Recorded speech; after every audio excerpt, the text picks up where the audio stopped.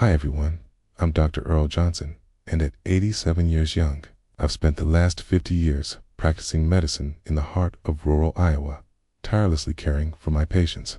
I've had the privilege of meeting countless folks, especially our seniors, and I've seen firsthand the enormous impact diet has on their lives and their overall health. What image comes to mind when you think of an 87-year-old physician?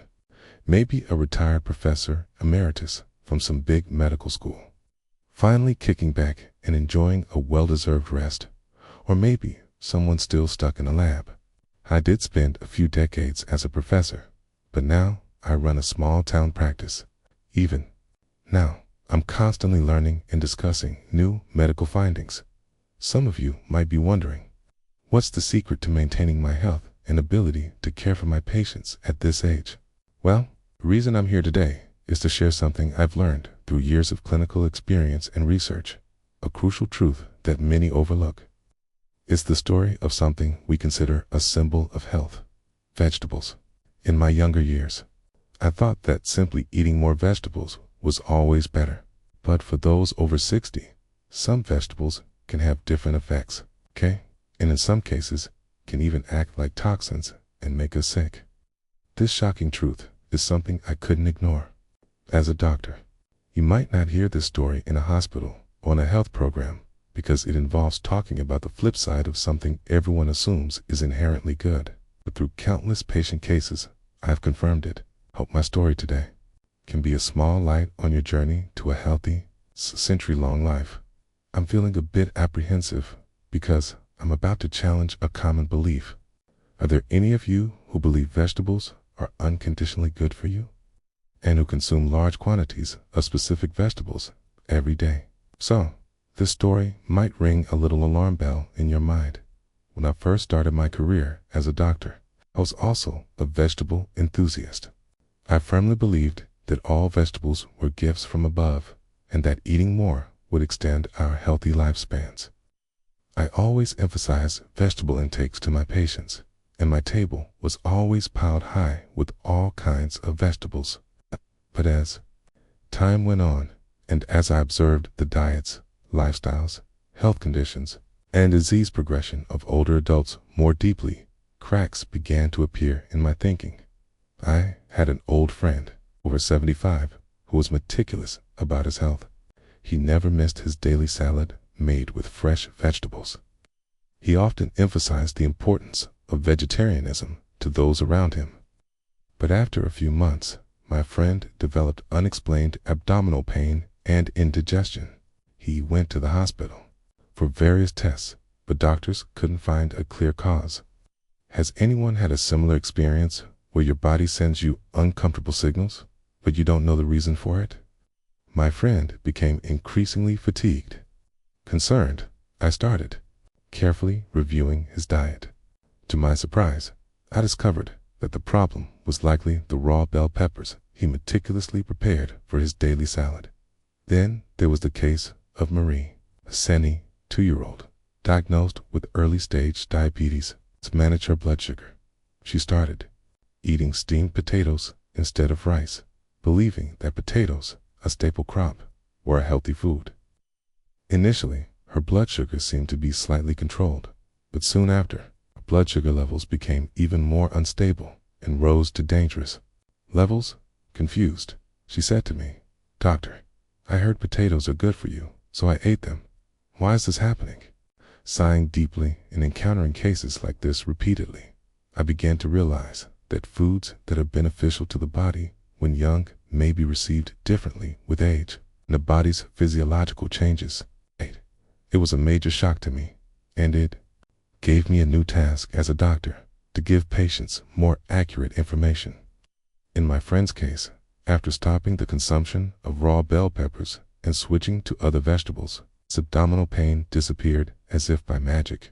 And Marie, who had been eating potatoes as a staple, began to stabilize her blood sugar after reducing her potato intake and switching to sweet potatoes, which have a lower glycemic index. Seeing these changes firsthand, I concluded that in addition to existing medical knowledge, it's necessary to deeply consider the physical changes that come with aging. as well as the characteristics of each individual.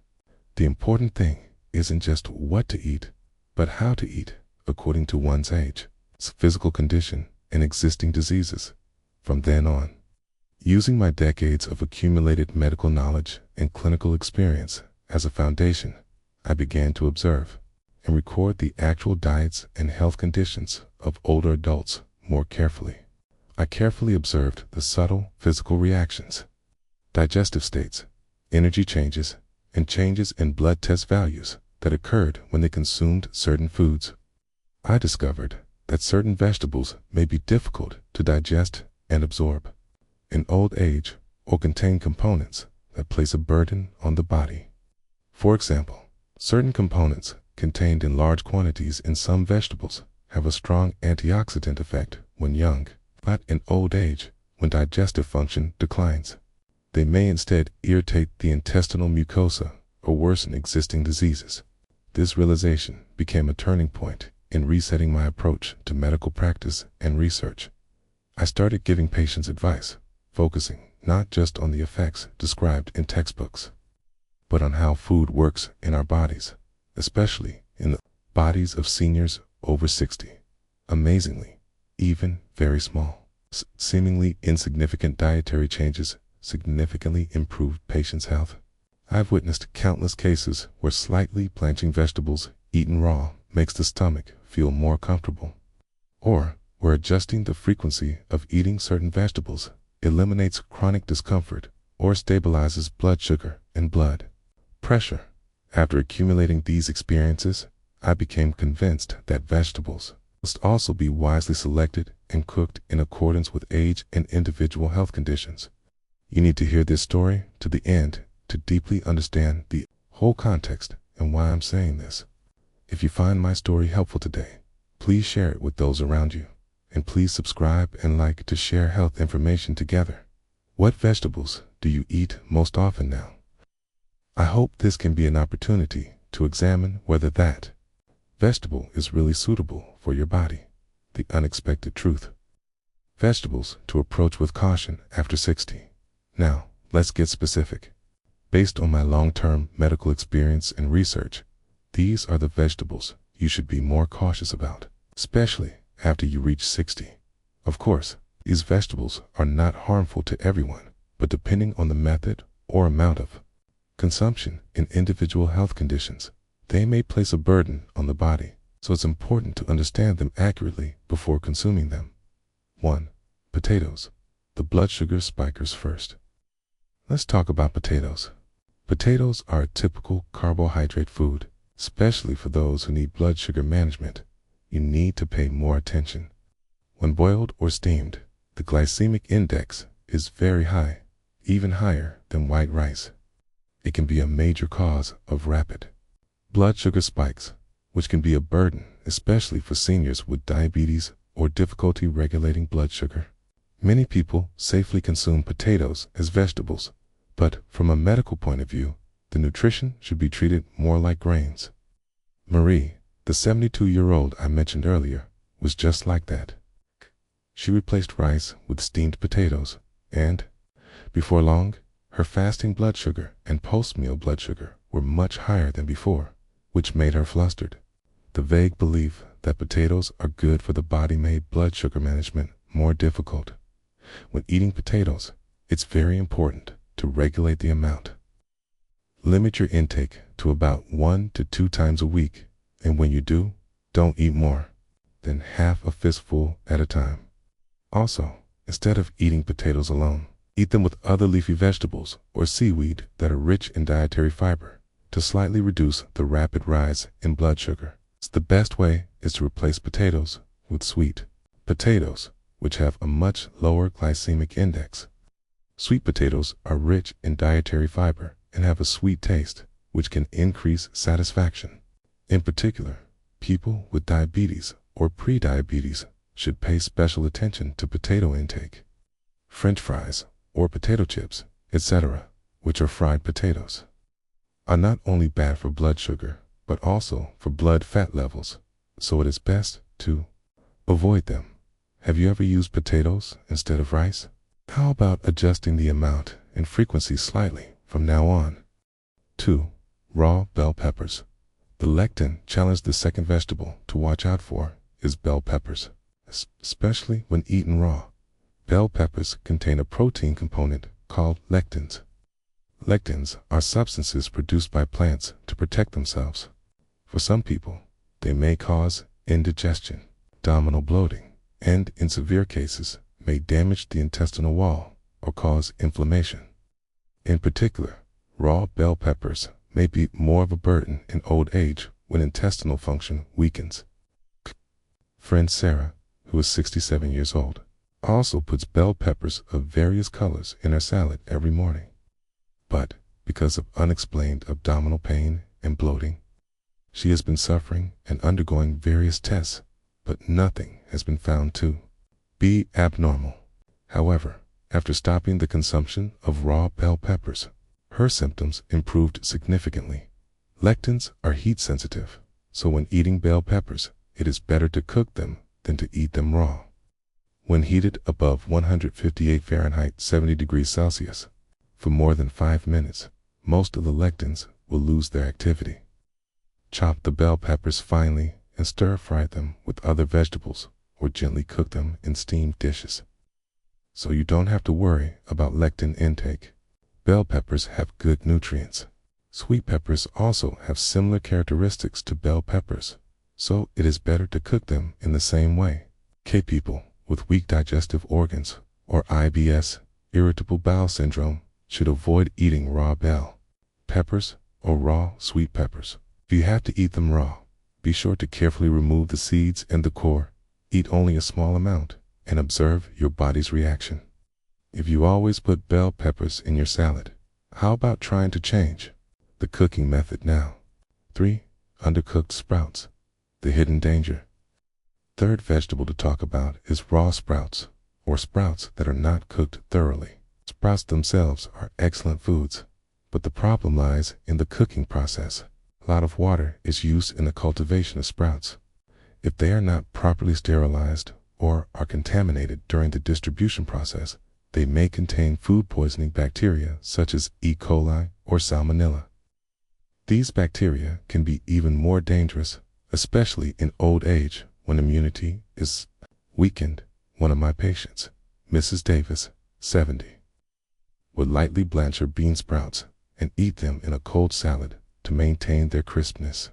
As a result, she suffered from severe diarrhea and abdominal pain for several days. The hospital diagnosed her with mild food poisoning. The cause was undercooked sprouts. Sprouts must be boiled in boiling water for at least 5 minutes. And they must be cooked completely through to be safe. When making sprout soup, cook thoroughly. When making cold dishes, make sure to blanch them long enough. Although crispness is good, safety must come first.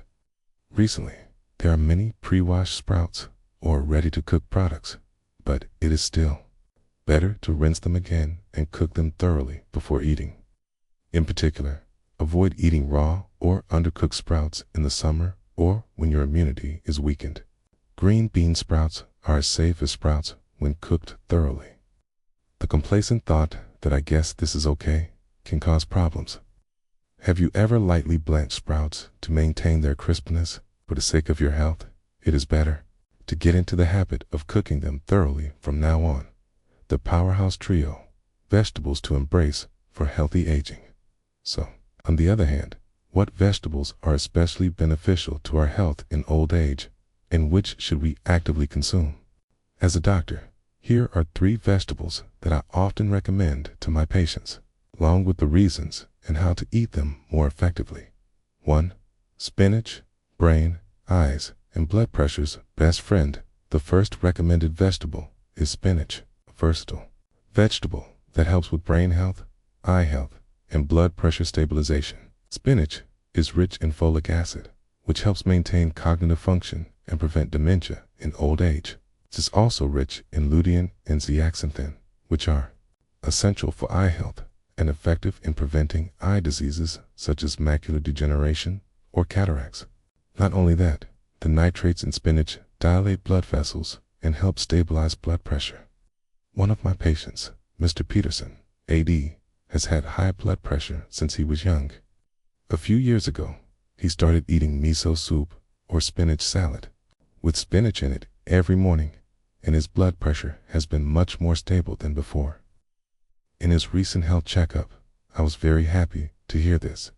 Of course, it cannot be said that it is only the effect of spinach. A continued intake is likely to have a positive impact. It is better to continue eating about 1 cup of spinach a day, okay? Eating it as a salad or in soup or hot pot is a common practice. To increase the absorption of spinach nutrients, eat it with foods rich in calcium or lightly stir-fried in oil.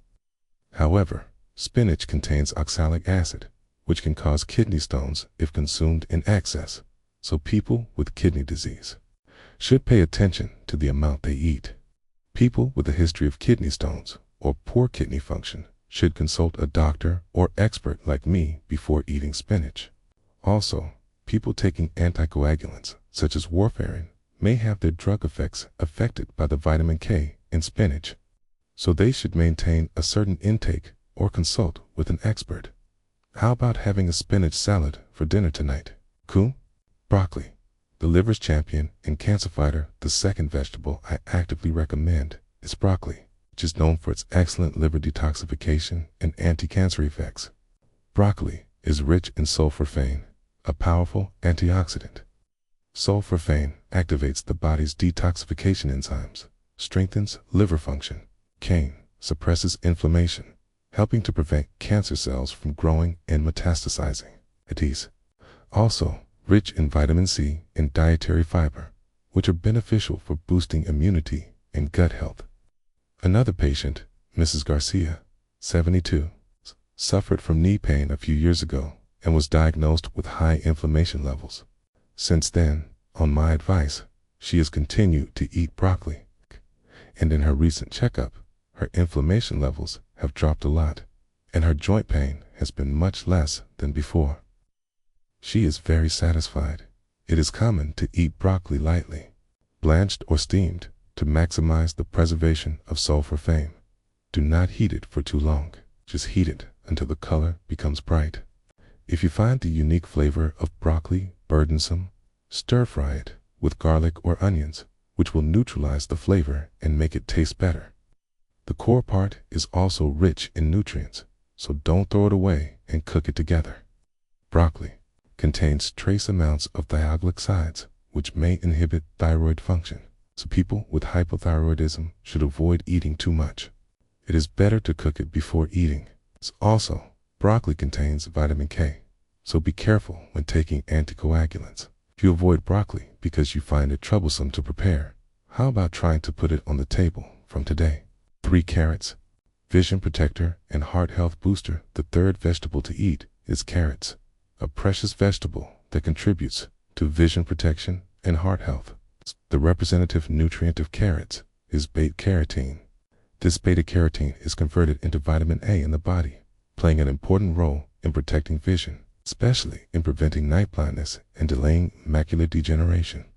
Moreover, it blocks cell damage through strong antioxidant action, boosts immunity, and helps prevent cardiovascular disease. One of my patients, Mr. Williams, 75, usually had blurred vision and often felt dry eyes. On his daughter's advice, he started drinking carrot juice with apples every morning. After a few months, he heard that his eye condition was better than before in his regular eye exam, and he himself felt less eye fatigue.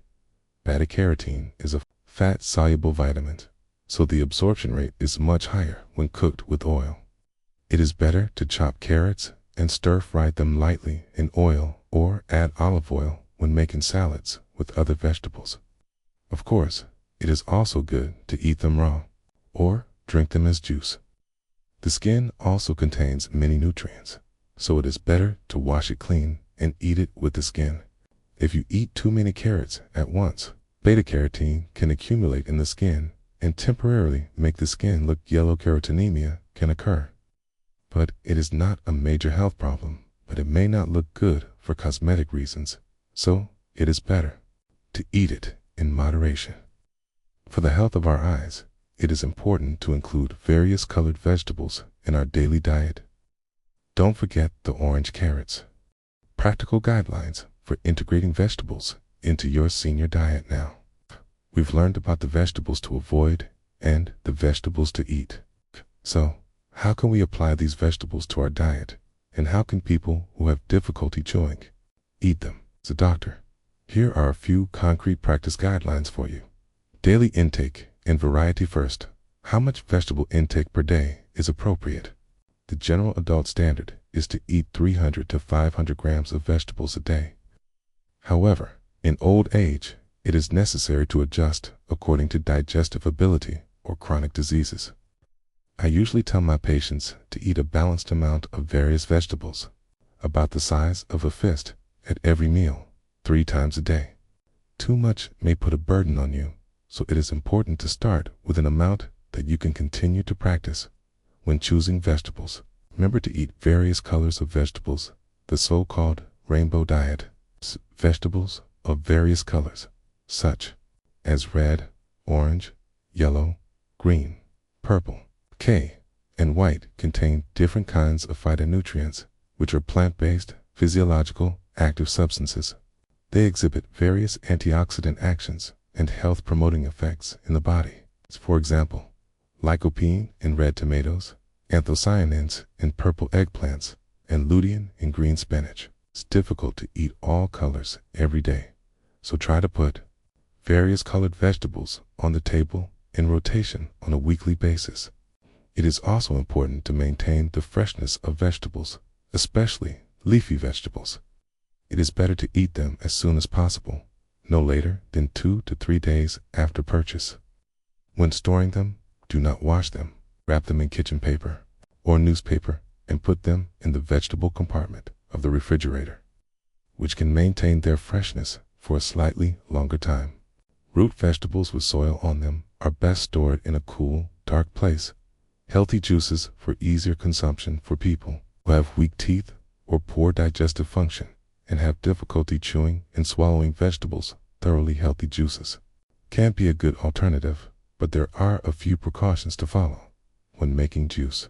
The recommended healthy juice recipe is as follows: 1 cup of blanched spinach, about 50 grams. 1 raw carrot, about 50 grams. 1/2 cup of blanched broccoli, about 50 grams. 1/2 apple core and peeled 1 teaspoon of lemon juice. 1/5 ml of water first. Lightly blanch the spinach and broccoli in boiling water. Rinse with cold water and remove the water. This has the effect of reducing lectins or thioglycosides. Wash the carrots and apples and cut them into appropriate sizes. Put all the ingredients in a juicer. Add water and lemon, and don't cut the fibers too finely. It is better to leave a slight residue rather than making it completely liquid, which is more beneficial for dietary fiber intake. And blood sugar will rise slowly. There are also a few things to keep in mind when drinking juice like this. If you have diabetes, sweet fruits, such as apples, may raise your blood sugar, so eliminate them or use only a small amount. Instead, it is better to add vegetables such as cucumbers or celery for people taking blood pressure medication. The potassium component in spinach or carrots may interact with blood pressure medication, so adjust the intake after consulting with your doctor. In particular, be careful when taking certain blood pressure medications that suppress potassium excretion. Drinking too cold juice may put a burden on the stomach, so try to make it at room temperature or take it out of the refrigerator and let it sit for a while before drinking. Also, juice is an auxiliary means of helping to eat vegetables, so don't eat all vegetables only in juice. Limit it to 2 to 3 times a week and eat more vegetables that are chewed. Chewing activity itself is also important for brain health and digestive. Juice secretion of the vegetables I told you about today. Which one do you want to put on the table first? Or which vegetable do you want to make into juice? I recommend starting with small changes. Embrace the change, your path to a healthier century today. I shared with you the wisdom of vegetable intake after 60, which I learned from my long-term clinical experience and research. I hope this will be an opportunity to rethink the vegetables that you have considered symbols of health throughout your life. We all know that health is not created all at once, but is accumulated by small habits every day. And the habit that accounts for the largest proportion is the table we face every day. We often say that we realize the value of health after we lose it, but as a doctor, I can say that it is not too late if we change our table now. Our lives can change. How about reviewing what I said today? If you need blood sugar management, be careful about potato intake if your digestive organs are weak.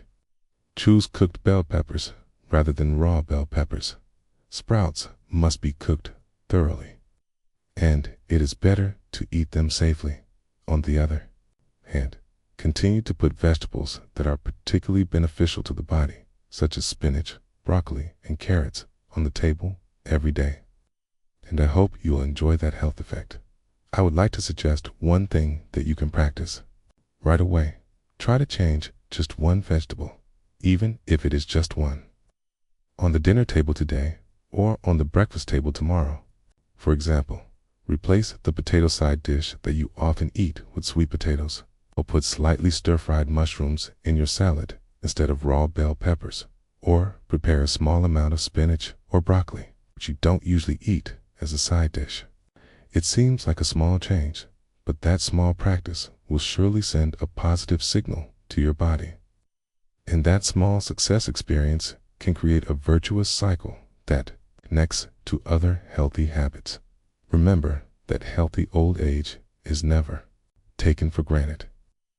It is necessary to listen to the sounds of your body, which are different from when you were young. Make wise adjustments to your diet and lifestyle accordingly. I hope my story today can be of some help in that effort. Next time, I will come to see you with a more in-depth story about the importance and misconceptions of protein intake in old age, which I didn't talk about in depth today. What is one thing you want to change today? If you start now, I believe you will be living a healthier and more energetic life at this time next year. Thank you all.